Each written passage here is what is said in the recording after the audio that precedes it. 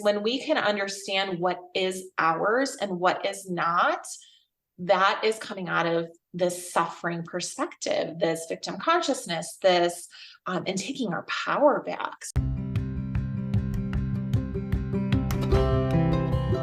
Hi, I'm Kelly Kessler, and I'm the host of the podcast, Rewiring Health.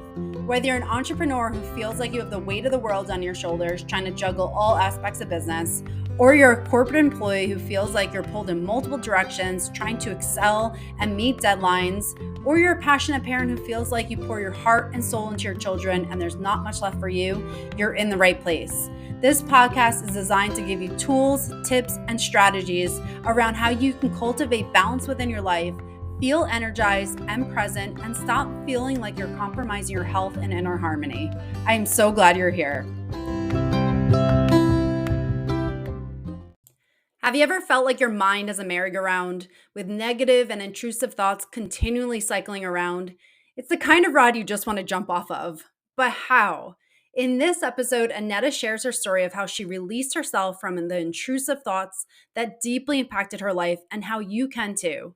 Aneta Mruz is a certified and accredited transformation coach and energy mentor, channel, and medium. She helps her clients see their life, their experience, and the human condition from a higher perspective to transcend limitations and step into their next paradigm shift. I truly enjoy this conversation with Aneta, and let's dive right into it. High achievement does not come without a price tag, and sometimes it's our health. If you're wondering if high achievement is compromising your well-being, take my free quiz in the show notes. Welcome back to another episode of Rewiring Health. I know this is going to be a great conversation. I'm very honored to be joined by Aneta Mruz, so thank you so much for being here. Hi, Kelly. Thank you for having me. Yes, absolutely. So I want to jump right in because what I love is just hear people's stories. That's really what makes everyone so unique, is all the things they've been through and where it's brought them along their journey. So do you mind sharing your journey and where you started and how it got you to what you do today and who you help today? Sure. So my journey started with, I always say that we live life, or we understand life backwards. So now when I reflect, I know exactly what brought me here. Maybe like 4 years ago, I might have still been a little like, what are we doing here? Like, what path is this that's bringing me out of what? But if I reflect, I was living a very unconscious life, people pleasing to the core. And it was really hard for me to even understand anything about change because I don't think I was ever taught that you as an individual can change. Even though I know in psychology, like you go to high school, you learn about psychology, the human condition.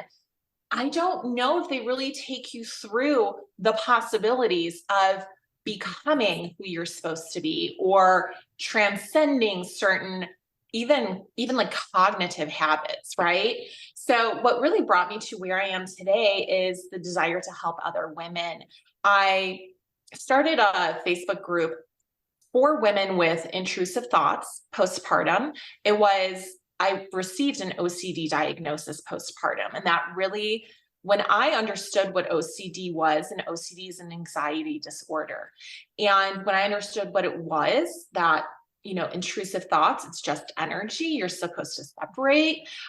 When I understood what it was, I'm like, I have to help other women. I have to help and women, because I actually started postpartum. So I was like, women, postpartum experiencing intrusive thoughts. But what I recognized now is that what brought me there is that it got to the point of constant rumination, constant thinking, over analyzing,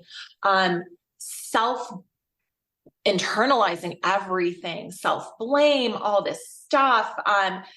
And when we talk about perfectionism, I didn't really have this need to excel and try my hardest.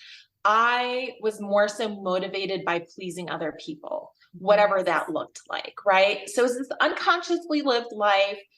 pregnancy came, postpartum came, and it really just shifted me into understanding what thought actually is through a mental health diagnosis. And now I help other individuals, not in psychology, but with life coaching and energy mentorship. So they can understand what is theirs, what is not, what not to give your energy to, and what to focus on, I guess you can say, in a nutshell. So Yeah. I love that. And there's so many things you're saying. I'm like, oh my gosh, I can totally relate to that. That like you can't get out of your head. And then there's like, then it just becomes this vicious cycle of like, what is wrong with me? Why am I thinking all these thoughts? And then you go right back to the thoughts and it can become menacing after a while. And especially postpartum, it's like there's so many things that are going on. Like I know I experience a lot of things after having my babies too. And it's like, yeah. it's a really challenging time. So when you combine all those things on top of like that subconscious belief of people pleasing, it's like a perfect storm. So Yes.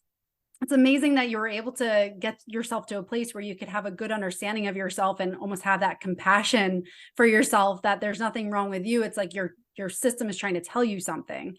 And Yeah. yeah, I I love love that you that. just said that. How did you start? Because it can feel like if someone's listening to this, and I know me of years ago, I'd be like, oh, how do I even start? Like, I feel like this is just who I am. I'll never get out of it. And just like you said, like you're never taught how to really understand yourself and that you can change. How did you start to cultivate that change? Like the smallest little thing that you started with? Sure. So it starts, I believe it starts with desire. Mhm. The power of desire is changing in itself. I believe it changes someone's system automatically. It sparks them and it changes their path from doing the same unconscious thing over and over again in your daily routine to tweaking it a little bit. Even if you don't, if your five physical senses can't even explain how you're going to change, it's just kind of like desire it and then just go with the flow. So I had a desire to change because prior to becoming pregnant, I was addicted to alcohol. And this was my coping mechanism. It was like my numbing agent to actually, honestly, it's weird because some people say they gravitate towards like addictive substances to numb. I did it to feel. Mm, I wasn't yeah. taught how to emotionally understand my emotions Mhm. and the way I feel, the way I think. Um, it was very interesting. So I did it to feel stuff and feel things deeply. Mm. And it was the wrong way to go about it, but that's just what I did. So I desired change in that moment when I said, I don't want to live like this anymore, being controlled by something outside of myself. Like it felt so, oh my gosh, it just felt so like victim mentality, victimhood. It felt like I was suffering, like in the depths of suffering. So desire. And now what I understand is that once you make that desire, everything falls into place. You just have to be open for the guidance. And I started receiving the guidance and I was open. So just with honestly desire, you know? Yeah. Yeah. No, that's so beautiful to even just say that because it just thank you again for being so candid with your journey because I'm sure there's so many Sure. people who can relate and it may not be alcohol for them, maybe something else, like whatever it is, but it's that same root cause that there is, like you said, either numbing or to feel that emotion.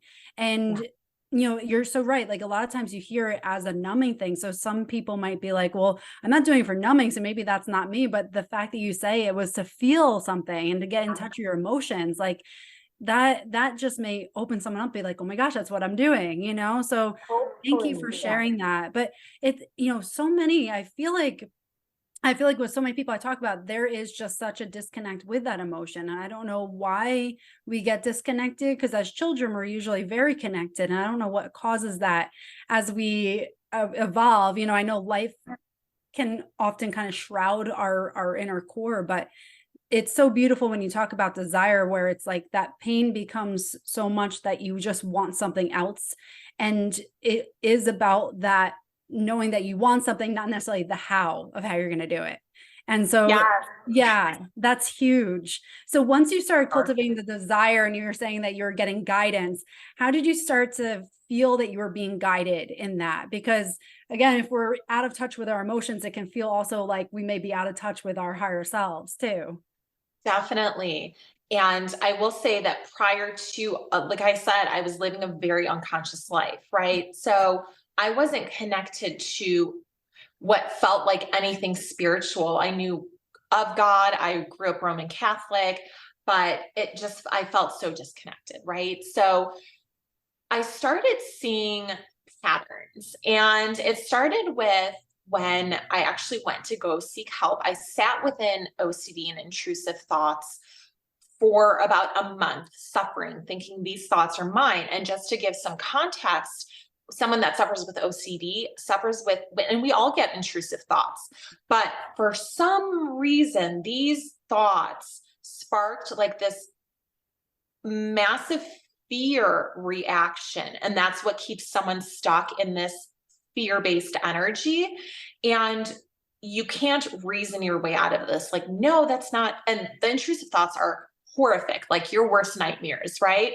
So, interestingly enough, I do know that I manifested that condition through all the negative, like, thought, through all the negative thinking, through all the negative cognitive habits Mhm. I lived my entire life through, right? The overthinking. And I think my brain, like my system was finally at a point where it's like, enough is enough, you know? I went to therapy. I was diagnosed, and oddly enough, I think it's the psychologist that diagnoses you, or psychiatrist. I don't recall, but this woman was, we spoke about so many different things, everything besides mental health and OCD. Mhm. She was a pastor. She was telling me about divine intervention. She was telling me these miraculous stories that she had of instantaneous healing on her arm, like all these like spiritual things. I'm like, what is going on here? So it started with that. And as I said, I started going to therapy, but with anxiety disorders, you really had to find an anxiety specialist, I believe, right? And it wasn't a good fit. Um, the way that I sought help was I found a spiritual center, a yoga studio, and this woman was a spiritual healer. She was a medium, an intuitive empath. She was like my mirror. She related to my um, feelings and emotions and sensations and picking up on energy so deeply that I actually felt seen and heard. Mhm. And through her center, she taught me how to heal, and that's through self love. And that was the first time that I actually was like, what is this concept, self love? What is this? You know? And I started doing things for myself. Just rituals, ceremonies, full moon ceremonies, just even journaling, writing something on paper, my feelings, my emotions, processing. And in that space, like I said, the signs and just like the patterns started falling into place where I could see that because I opened a door to spirituality, to God, universe, source, um, I could start pinpointing the connections between being guided and for like what for? Why is this coming into my life? Kind of Mhm. like, I guess you can say that. So Yeah. Yeah. So what would you say was giving you meaning towards everything that you have been through? Would I that be think accurate? so. Oh, you know what? That's Yeah. a really good way of looking at Yeah. it. Yeah. Mhm. Because you know what? Honestly, even with within the mental health diagnosis, I went through dark night of the soul. I Mhm. went through spiritual awakening. So it wasn't even, it was everything. It was mental, spiritual, emotional, and physical. It was everything all at once. And I never really, I knew I wasn't going to stay in the suffering. Mhm. As soon as I got the diagnosis, I was like, oh, I could just change this. I'm like, I don't have to live like this. Like it's a diagnosis, but it doesn't mean forever. Like I had such freaking confidence in that. I don't know where that came from. Maybe my, I guess you can say me being oblivious to what mental health actually is, or to like the brain thought, because I didn't know too much about it, I thought I could change it. Right. Yeah. So I don't know if that answers your question, but Yeah. Yeah, absolutely. And just as you were saying that, you had said something earlier, and then you can totally see the transition, but you were saying how you felt like very much like a victim back then. And then now it's like you're speaking, you can just feel that you have that empowerment behind you where you're like, I can do this. Like, and it's such a huge difference where it's like when you're a victim, you hand over your power thinking like, either you can never be healed and never be better, or someone has to do it for you. But it's like you can just feel the energy. It's like, I'm okay. I'm going to get through this. I'm empowered. I know what I need to do. So it's absolutely amazing. I love that. And when you started feeling that energy, like, how did you get in touch with your own energy? Because I know you went to the spiritual healer, but how did you kind of transition that to yourself where you could be in touch with your energy centers? okay. So this is the interesting thing, because it was the darkness. It was, when I say darkness, it's just truly just no direction, not knowing what's going on, right? How I became connected was the disorder of OCD. It's like if I didn't get that diagnosis in my spiritual awakening, I don't think I ever would have desired to understand what thought actually is. Mm. And because of that, I had to learn that thought is not mine. It is not ours unless we allow it to become ours. And I started trying to understand what thought is. Well, chemically, what is thought? What is the brain doing?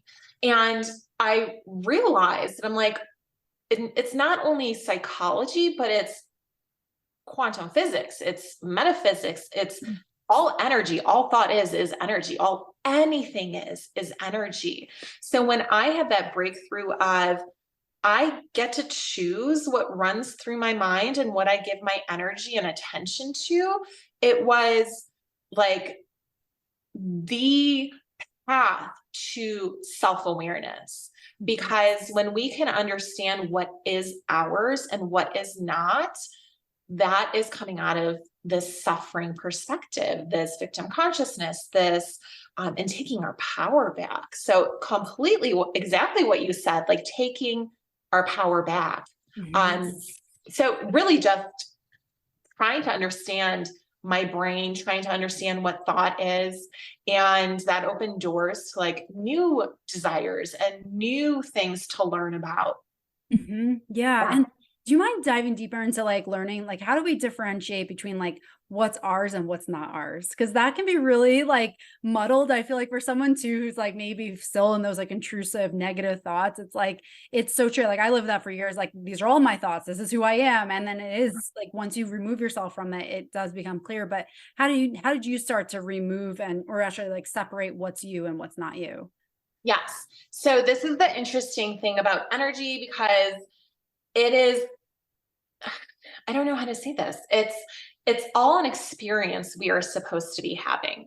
But to be able to discern what is yours and what is not, it within psychology, it does kind of melt together, because I do believe that like attracts like. So if there's a subconscious false belief living inside of you that is trying to be released, that is trying to be healed and integrated, you will attract things into your reality that mimic that same energy. It might not be the same belief, but it might manifest as something that triggers that subconscious belief inside of you, because you're seeking change, you're seeking expansion, and it's being presented right in front of you. So the tricky part is how do you become the observer of your reality? How do you learn to understand what the guidance is, where the guidance is?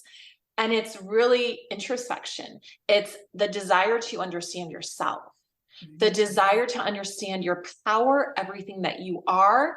And in that, you learn to understand what you are not, right? So even if you're having an intrusive thought or feeling energy, right? Feeling energy, and it puts you in a mood and it attracts the same vibrational thought patterns.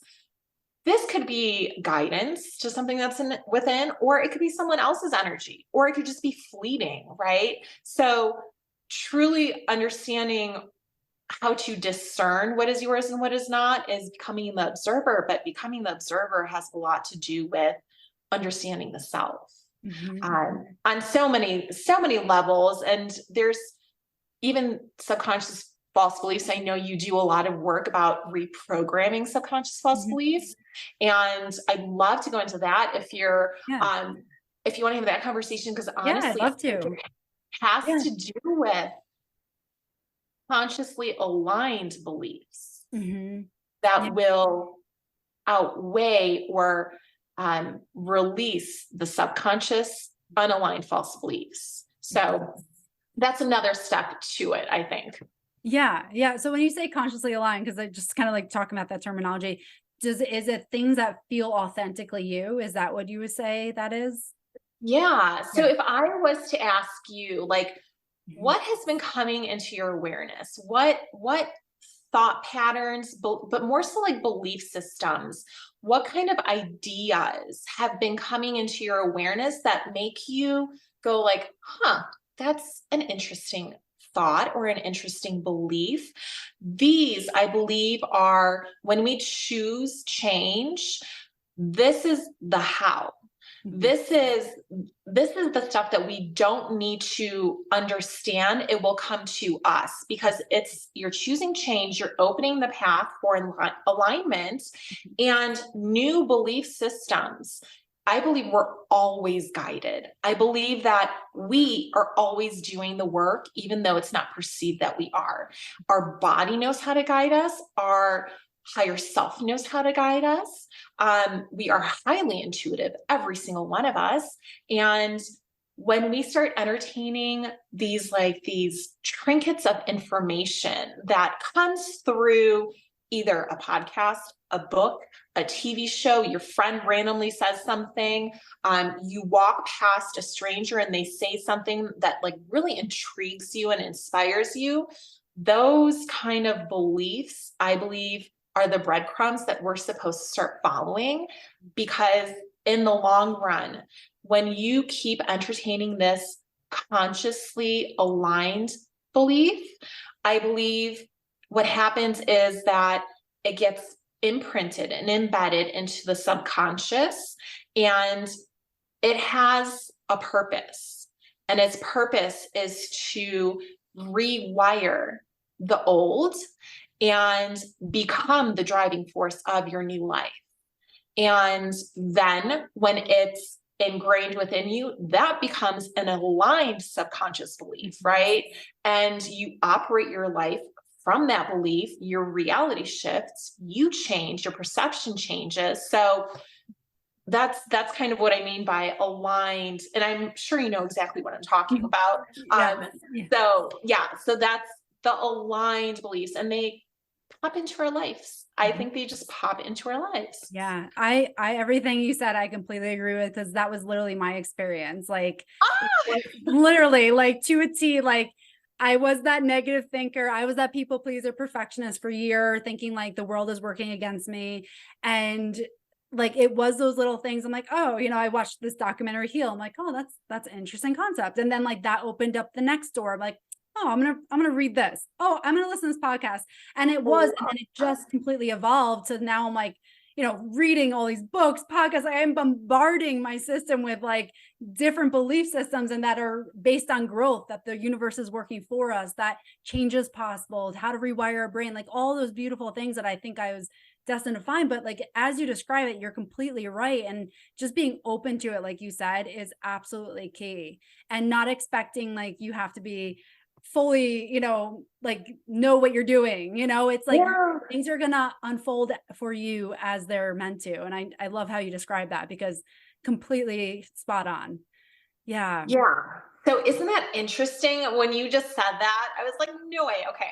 Because I feel like if everyone looks back and maybe 5 years from now, looking at life backwards. And I think we understand life backwards. Like we'll be able to see things differently. It's this whole like assumption that we need to know the path, that we need to know the vision, that makes change daunting.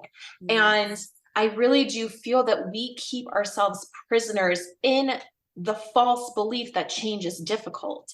And it's not, because I truly believe that it's supposed to happen organically. It's supposed to, and it will happen organically. Yeah. And just as you described your life, like that's organic. Like that sounds so organic and easy, right? Yeah, 100%. And it's like, just like you said, organic is the most beautiful word, because I think sometimes people feel like they have to force these things. And then it's like you rely on willpower, you're meeting a lot of resistance, and then you dread it. And then it's like everything backfires. But if you just kind of almost surrender to it, like I'm just going to be open and let things come to me, just like you said, organically. It's like you desire it, like you've been saying, and then you are like, you enjoy it. Like you're like, oh my God, it's so much better to live life with a mindset of abundance than the scarcity I've been living with for 20 years, and you start to see life through a new lens. And that's the most beautiful gift you can give to yourself. So yeah, I completely agree with everything you said. Yeah. I love that. Amazing. I want to dive into a little bit more, because I know you're very intuitive. Like, can you talk about how you've cultivated this ability to be more intuitive, in touch with the higher self? Because it can be really challenging, especially for someone who's been disconnected or is like has all these thoughts, to start to like tap into that higher self within ourselves. Sure. So it's interesting because this has to do with beliefs also, and belief systems. And I didn't realize this. I always thought that I gained an intuitive sense, or I would say developed my intuition, because I do believe that we're all intuitive. I believe that we all receive guidance. I believe that source works through every single one of us. And sometimes you can know when you're channeling, or know when you're getting a download or intuitive hit, because it will feel like guidance. And then sometimes it's just you. Sometimes you're just saying something to the right person at the right time, and they're like, oh my gosh, we'll just say grandmother used to say that, and that just uplifted me so much. Thank you so much. And you're like, oh, sure. It's just me, but it's not. I think it's divinity. I think divinity flows through all of us. So I always thought, because I was diagnosed with the mental disorder in 2017, early 2017. I self-healed that within 1.5 years through self-love, through introspection, through understanding quantum physics and psychology and chemistry. And I opened my own business as a life coach. I became certified and accredited as a transformation life coach. But I noticed in the sessions, it was like source did not want me life coaching. Like, you set a goal, you create action steps, and this was willpower. Like you said, like willpower is sometimes difficult, if not always. If we're not programmed to do things with pressure, I don't think it's natural. So this was like the willpower approach to helping people change. But what I recognized that started happening during that time, I was developing my mediumship, because I came to recognize some of these intrusive thoughts. They were spirit. It was energy. It was all energy. And I was a medium, an intuitive empath. So I can feel energy. I can sense energy. And I started developing my mediumship. What was I doing? I was channeling, right? So we channel. What channeling actually means is receiving information via the communication of energy. Like I think we all do this. I think we do this when we're not saying certain things. Our energy is always speaking to other people, and it's with great purpose, because we are here to help ourselves and then help others, I believe, right? So I recognized within my coaching business that I was channeling more than I was coaching. Like, these people needed to hear something that their ego, their persona, their personality was not allowing them to see they had this lens, this level of awareness that was keeping them stuck. So I was connecting to their higher self and channeling perspective shifts. And you learn to understand the communication of information via energy through practice. And that was just my practice helping other people. And I was able to start discerning, well, this is the way that it's kind of like, I don't even know how to say this, but it's like cause and effect, really. It's just because of A, then B. It's because you're saying this, then there must be something here, right? If there's this positive that you're aiming to work on, what's the polar opposite? What's the negative? That means you're focusing on this, right? So that's intuition. I used to think intuition was common sense. Like I thought it was just common sense, but it's a different degree of understanding, I guess you can say. And really through practice, to sum it up, through practice, right? Through understanding what energy is trying to communicate through people, through experiences, through circumstances, through past, and through perspectives. Yeah, no, it's such a great explanation, because I know we do hear intuition thrown around a lot, but like to really understand what that is. And I think everybody can understand that. Like we feel energy. You can totally feel energy off of people. It's like you walk in a room and like you can totally sense what the feel of the room is without even like, even if you're like, without anything going on, without hearing anything, you can get a feel. Or it's like someone walks in a room that's like really upbeat and you're like almost drawn to them, it's like those things happen. And it's like, yeah, I just like that, because I agree. I think we all are all intuitive. It's just how much are we open to it? And yeah, it's like you said, it's a process, and it's really working at it and being receptive to that. So I love that. Definitely. Yeah. Yeah, no, I was gonna say, so as far as like your own self-healing journey, how did you start to like heal yourself from that? Like using, your intuition and all your resources. How did you start to heal from your mental disorder? Sure. So I recognized that was what was keeping me, what had manifested as OCD. It's an anxiety disorder. So it literally scientifically means you're ruminating on fear-based thoughts, fear-based thinking, right? And anything can have the vibration, not anything, but there's certain thoughts that have the vibration of fear. There's certain thoughts that have the vibration of love, right? So I slowly began to just gravitate towards these beliefs. So number one, we are all here to first help ourselves and then help others. This was just something that intuitively felt aligned for me, right? So and this is kind of what I was talking about, beliefs. When you realize that everything is energy, that's another belief. Everything's just energy. So when you keep believing and thinking and recognizing that everything is just energy, guess what it does? It makes everything less powerful because it's just energy. And nothing is bad and scary and what you think it is. It's just all the lens of perception that we have been programmed or conditioned to see things as through childhood and through society. And when you can strip away these meanings to things, you really start to gain your power back, because if everything is just energy, then nothing can take power over you, because energy can be changed, released, transmuted, right?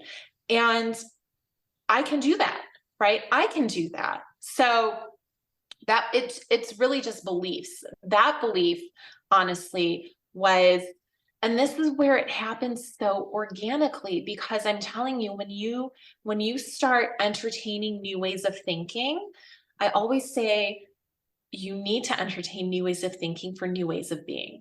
100%. It's how it happens, right? Yeah. So it'll happen naturally and organically, and your life and your lens of perception will shift and things will look different. They're not scary anymore. These thoughts that I'm hearing or feeling, they're not mine. And it's easier to not entertain them and to choose to live a conscious life versus the unconscious program you're constantly cycling.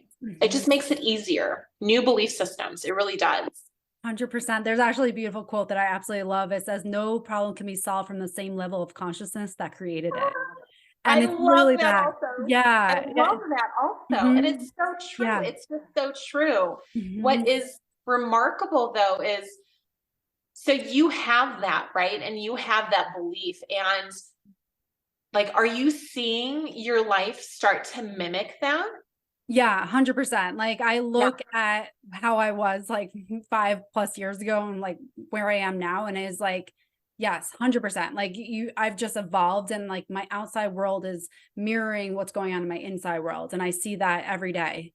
Yeah. That's amazing. That's so Mhm. amazing. I love hearing that. That is the best. Honestly, that is the best. And I remember hearing that also maybe 3 years postpartum. I remember hearing that exact same quote. And I don't remember who it's Yeah. I by, but think it it's was like, Albert Einstein, actually. oh yes. I Oh my think gosh. yeah. Love him. Yeah, and he talks about energy too. It's, Yeah. it's never destroyed, it's just transformed, just like you're saying. It's transformed, transmuted. It's never destroyed. It's just going into different forms. And it's, again, like you said, I love your perspective on the energy, because it is just like you hearing that, it's like, oh, that's so empowering. Like, even like I was hearing, I'm like, yes, that's so right. It's so true. Like, we have that ability to transform energy. Like, let's use it to help ourselves and others. I love that.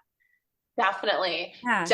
Yes, help ourselves and others. And honestly, Albert Einstein, it's so interesting because spiritually, like I never looked at him as a spiritualist, but that man is a freaking spiritualist. Totally. Like it's 100%.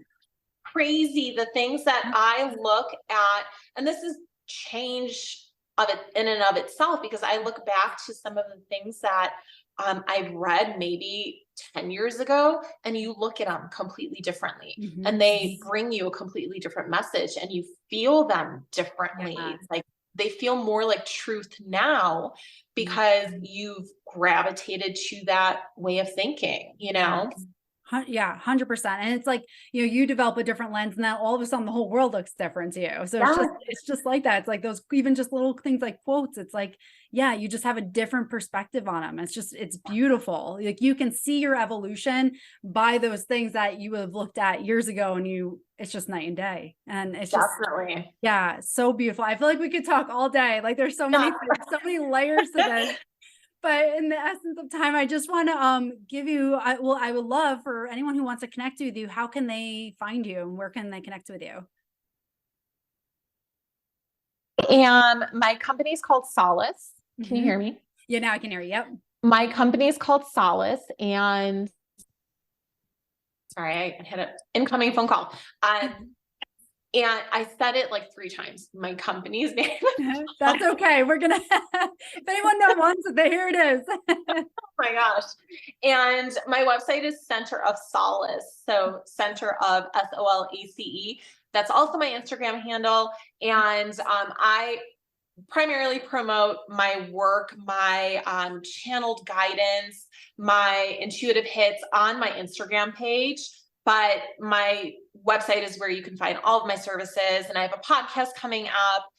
But I do help individuals through like their paradigm shifts. So everything we were talking about, and really this old way of thinking to new ways of being, when people are, I think we were talking about this before, when they're on the cusp of change and transformation, and they feel like something is changing, but they don't know how to get there. I help guide them into understanding maybe you're not supposed to know the how. Maybe you're supposed to sit, surrender, trust, and allow, right? Versus do, right? And that's where we get stuck. And that's when we don't allow the information to flow through the inspired action. So I have a 3 and 6 month program containers. It's called the self-realization journey. I also mentor individuals to understand how to